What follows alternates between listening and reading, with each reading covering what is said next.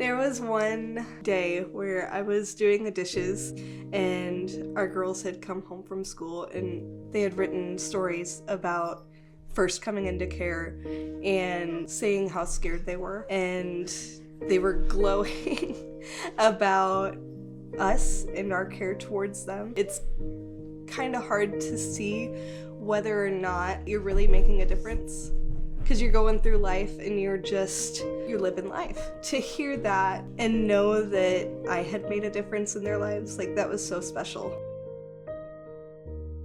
Starting out and going through big issues with kids and stuff like that and not having anybody to relate with is really, really tough. But we were able to connect and call with people and ask for advice. I just remember one time we had a kid that was being a stinker, so we called up Lorenzo and I was like, we're stuck here in this parking lot and we can't go anywhere because this kid's not putting on his seatbelt. He's like, let me talk to him.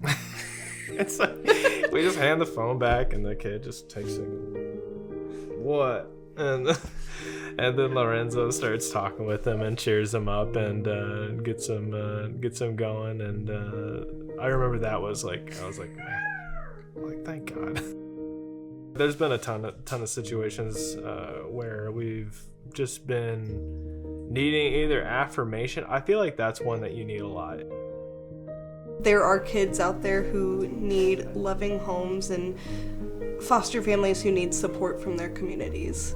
A really big piece of being a safe home is understanding that the kids have that trauma and being mindful about it and being able to work with them and keeping that in the back of your mind while you're parenting them. Giving them a place to work through the hard stuff they've been through and just being there for them when they're ready to, express that, because it's trauma. It's traumatic to be removed from one situation and put into another situation where you're living with complete strangers.